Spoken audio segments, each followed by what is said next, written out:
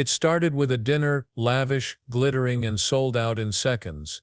220 of the most dedicated supporters gathered at a private estate, clutching invitations that weren't bought with donations but with digital coins, the president's very own crypto creation. But behind the flashbulbs and fine dining, a chilling question lingers: who exactly was in that room and what did they come to buy?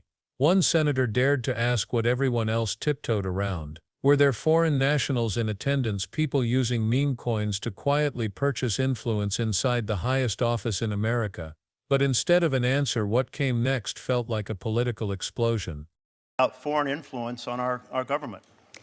Senator, it is wildly offensive that you would accuse President Trump of not protecting American interest in our country when he is the president that has shut down our borders, unlike Joe Biden. President Trump has done everything to make America safe, and you asked me the question, and keep America safe. Do you and know you're trying to play a gotcha question at a budget hearing when you have murders left and right in your state, violent crimes, and we are doing everything we can to help your liberal state.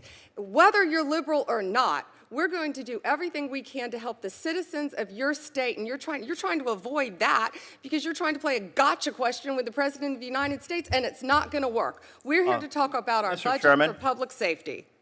I do believe that as the leader of the Department of Justice, you should be concerned about foreign influence. There was obviously a lot of foreign influence and individuals who said they were there for that reason.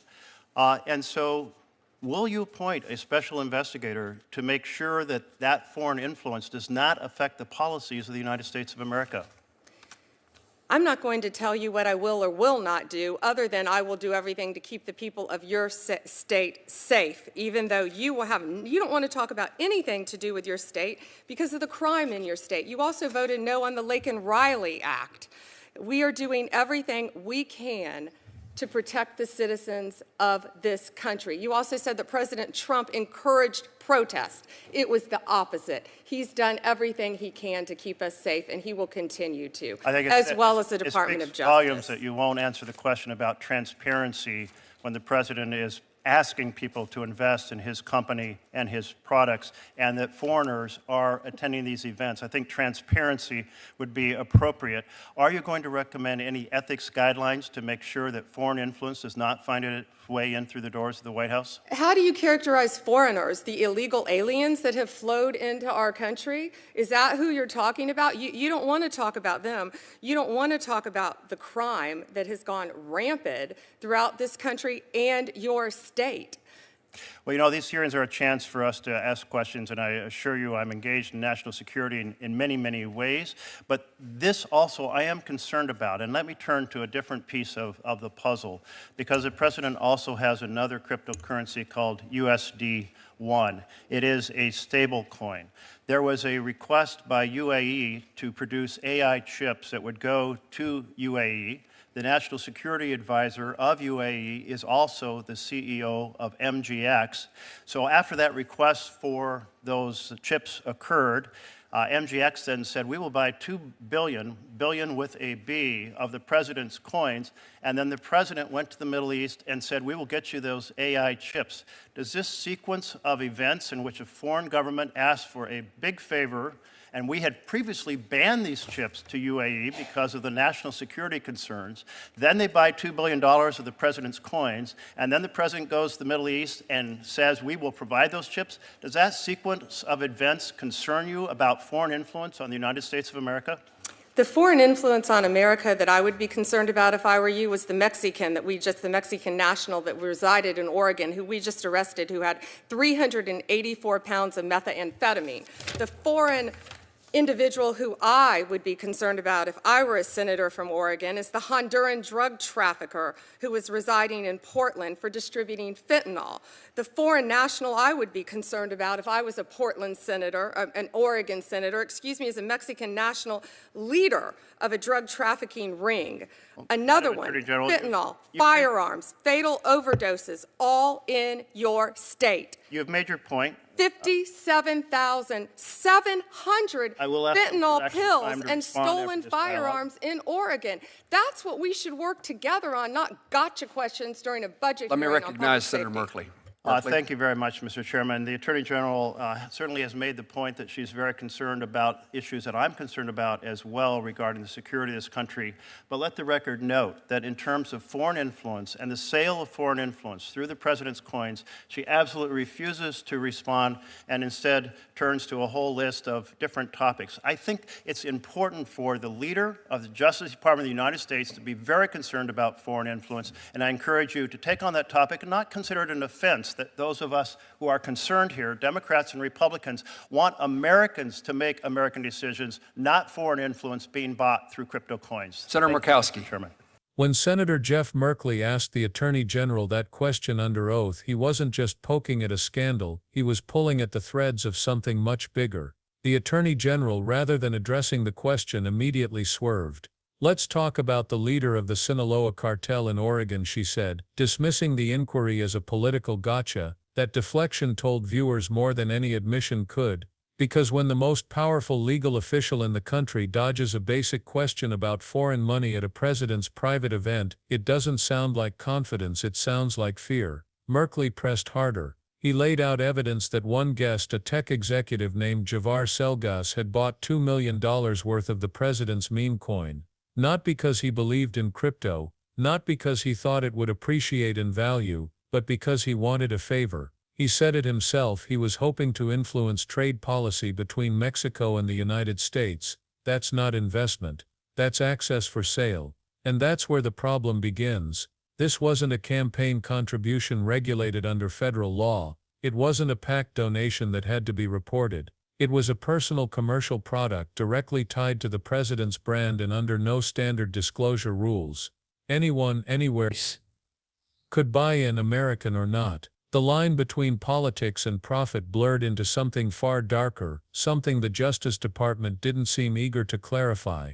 When Merkley asked again point blank if there had been any foreign interests attending that dinner, the Attorney General went on the offensive. She accused Merkley of grandstanding, of playing politics, of ignoring crime in his own state. She changed the subject to drug busts and border crossings, topics designed to sound tough, patriotic, and distracting. But she didn't say the one thing that would have ended it all. No, she couldn't. Because if even one foreign buyer had been in that room, if even one investor had used meme coins to get closer to the president, then the entire event becomes a case study in how foreign money can quietly infiltrate American politics without a trace of campaign finance law ever being broken. All it takes is a digital token. But Merkley wasn't done. He shifted from one shocking detail to another, connecting dots that made the hearing room tense and silent. He brought up a second cryptocurrency, a so-called stable coin known as USD1, also linked directly to the president's brand. Then he revealed something stunning. A UAE-backed firm, MGX, had purchased $2 billion worth of those coins. $2 billion. And not long after that purchase, the U.S. government suddenly reversed a national security restriction, approving the export of advanced AI chips to the UAE. The very same chips that had been banned before for fear they'd strengthen foreign surveillance systems. A company buys billions in the president's coin, then that same country gets the green light for technology it was previously denied. Merkley didn't have to accuse anyone directly. The pattern spoke for itself. When foreign governments can buy crypto directly from a sitting president and then watch policy change in their favor, that's not business innovation. That's influence laundering. But the Attorney General once again refused to even acknowledge the link. She turned the exchange into a political argument, invoking border crime, violent offenses, fentanyl, and anything else that would shift the audience's attention away from the real issue. It was a masterclass in deflection: answer emotion with emotion, outrage with outrage, and never ever admit the premise. But the senator didn't let go. He noted for the record that the Attorney General had completely refused to respond to questions about foreign influence or financial transparency, that she had substituted anger for answers, and that the Department of Justice, the very institution meant to protect American law from corruption, was dodging the question of whether foreign nationals could buy access to the president through cryptocurrency. He didn't accuse, he documented. He drew the connection for the record, line by line, foreign investors buying digital coins tied to the president's brand, those same investors gaining policy advantages afterward, the Department of Justice declining to investigate, each piece fitting neatly into a story that no one wanted to say out loud. That influence in Washington doesn't just come through backroom deals anymore, it comes through blockchain transactions hidden under layers of plausible deniability. That's the genius and the danger of this new form of political monetization, because when loyalty is tokenized and power is sold as digital currency, traditional safeguards break down.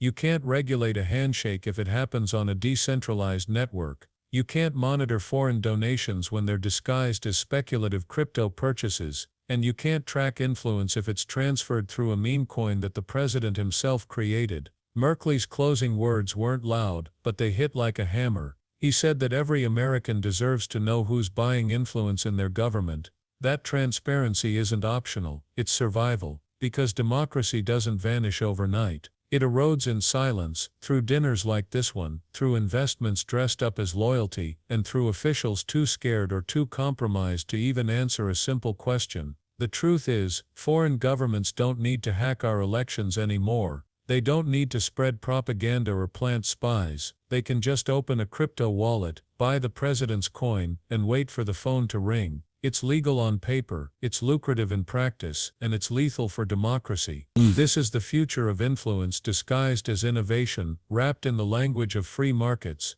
It's a story about how the boundaries of corruption evolve faster than the laws meant to stop them, and how one senator's persistence pulled that uncomfortable truth into the light. Because when the Attorney General of the United States refuses to answer whether foreign money is flowing through a president's personal financial product, it tells us something deeper, that the system is no longer designed to prevent conflicts of interest, it's designed to excuse them. So the next time a political leader launches a new product, a new company, or a new supporter coin, ask yourself one question: who's buying in and what are they really getting in return? The hearing may be over, but the question still echoes louder than any headline: who was in that room? Until the Justice Department answers, it's not just a political scandal, it's a national security risk hiding in plain sight. And if transparency feels offensive to those in power, that's exactly when the public should start paying attention. If you found this breakdown important, if you believe Americans deserve answers about who's pulling the strings of their government, make sure to subscribe, hit the like button, and share this video. Because the only way to keep democracy alive is to keep asking the questions they refuse to answer. Et questen to semper del cries, but presten to semper toi verbal, but presten in porter down porter be tor time near, but presten to semper trogant cell.